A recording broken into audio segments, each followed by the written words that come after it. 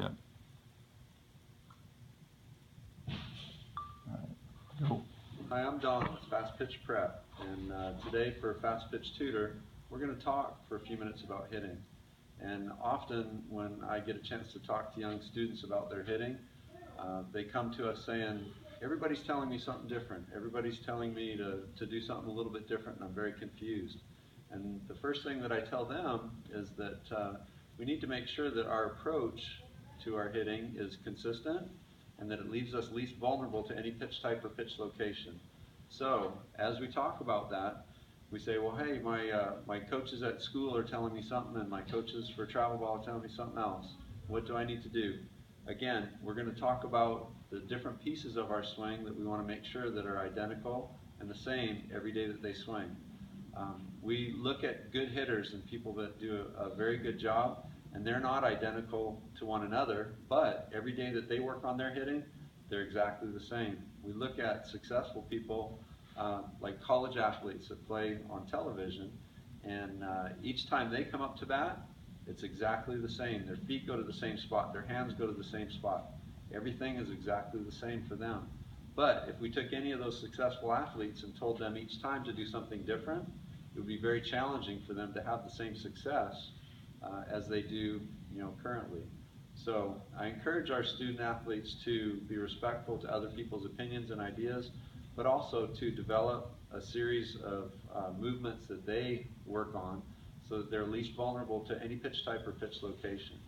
So we want to make sure that, that they have that knowledge, and we'll try and separate that and talk about those things in a very basic way, and then try and put them to good use with all the drills and different training techniques that we might be able to share. So the first thing that we're going to talk about is our stance. When we ask our athletes to get into a good stance, we're going to ask them to be with a little bit wider than shoulder width apart feet. We want our toes to be slightly turned in, knees to be bent, and we're going to be in a very good, comfortable athletic position. We need to be balanced. After our toes are turned in and our knees are bent, with our hands, we'd like for our hands to be checked and make sure that our knocking knuckles, or the knuckles we would knock on a door, that they would be lined up. I like to have them think about keeping their hand or their grip out in the part of their hand where their fingers meet their hand rather than tucked in deep in their palm. So we're going to try that. Younger student athletes are not going to be as comfortable doing that. They're just going to have to dig in and hold tight, but we can still ask them to line up their knocking knuckles. From there, we'd like for our hands to be lifted up near our cheek or ear. So they're going to have their hands up near their cheek or ear, and to stay balanced and to stay even and symmetrical, we'd like for our forearms to be even as well. Our bat angle, we'd like for it to be 45 degrees or less, but never below our hands. So we want to keep that bat angle up. That's going to be real important in our approach as well. So our bat barrel, with our bat barrel, we're going to make sure that it's at a very neutral position, straight back by our ear. You might see some with the bat wrapped behind their head. You might see some pointing back to the backstop. But we'd like for us to try, if we can, to stay very neutral or right in the middle. So from that position, I'd like for us to consider, with our eyes and our head, making sure that our eyes and our head stay very upright. We need to make sure that our head and our eyes stay very level, because whatever our head does, our shoulders are going to follow. And if we're going to create a very level swing, it's important for us to keep a very level view. And everything we perceive and everything we're looking at during the day is with level eyes. And as soon as we change that, it becomes a little awkward and hard for us to gauge and watch pitches and see the movement comfortably. So hands up near our cheek or ear, eyes and head are staying nice and upright and level. Both eyes need to be viewing the pitcher as well. We can't just have our lead eye, so we're going to have both eyes up front. At that point, we're going to be prepared and ready to take a swing. When we take our swing, we want to make sure that we're very comfortable. We're only going to use 3 movements. We're going to try and break it into 3 pieces. Often, if we get too many parts to it, sometimes our athletes get confused when we're giving them feedback. If we say, hey, on your rotation or on your, part 4 or 5 or 6, they get confused with things. So we're going to break it into three pieces for them. And the first piece from their good stance is going to be the first movement or the load or the coil. And that's going to be with our front shoulder and our front foot.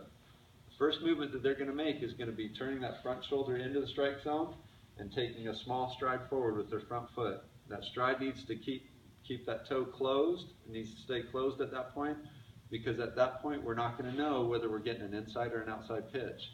So it needs to be consistent on every pitch until we're able to read whether it's an inside or an outside pitch. So we're going to get set in our stance. We're going to take a small stride and a coil. We're going to turn that front shoulder in. Our hand should stay locked in and should stay still. That's going to be part one. After that, we're going to do our leg drive. We're going to try and develop some power from that back leg. So we've got part one is our stride and our coil. Our hands are staying still. Part two, we're going to drive that back knee down, get a good inverted L. We'd like to see knee, hip, and shoulder in a straight line. We'd like for our front foot to stay very firm and straight. Okay, we're going to try and rotate and drive off that front leg. But our hand should still be loaded in that position right up by our cheek or ear. Okay, and our hand should still be bent. We want to keep a good bend in that front elbow. From there, at that point, we're going to try and recognize where our contact point should be, whether it's an inside or an outside location. But at that point, our front elbow, we're going to throw our elbow, hands, and our wrist to the anticipated contact point. Okay, and we're going to try and extend in the direction we're expecting the ball to go. Our chin is going to start on our front shoulder and is going to finish on our back shoulder. And we'd like for our top hand to be pushing through at the contact point and try and stay down as long as we can through that contact point. So our chin is going to stay good shoulder to shoulder. Okay, at that point, whether we get an inside or an outside pitch, we're going to try and think about driving it either back up the middle, if it's down the middle. If it's a little bit to the inside, we're going to make our contact point a little bit further out front. If it's a little bit to the outside, we want to make sure that we let the ball travel a little bit deeper in the strike zone. We're going to think about staying in tight. When we're getting set, and when we're taking our swing, if that first movement goes in, that gives us a good opportunity to still do a good job on an outside location.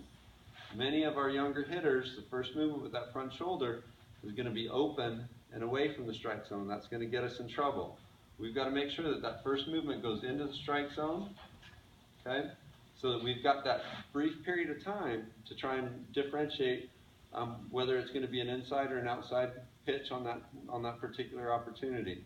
So, if we're back here, first movement with our front shoulder is going to be into the strike zone.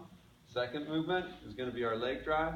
Third movement is going to be hands to the anticipated contact point. We want to stay on that plane just as long as possible, making sure that our eyes and head stay down there till even after contact happens.